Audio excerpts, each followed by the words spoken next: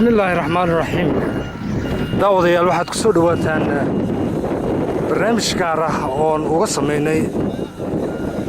shirkadda Shaafici Group oo ah shirkadda kala haatay ee ku xeel dheer xagga dhismayaasha wadooyinka iyo jidadka iyo wadooyinka iyo dhismayaasha bilicda magaalada ee ku soo kordhisa hadaba waa shirkadda kala haatay ee aad looga taaban karo waxqabadkeega inay ka muuqdo magaalada Boorama haddaba maanta waxaa la sameynayaa jaamacadda wadadii jaamacadda oo maanta lagu shubayo shaygii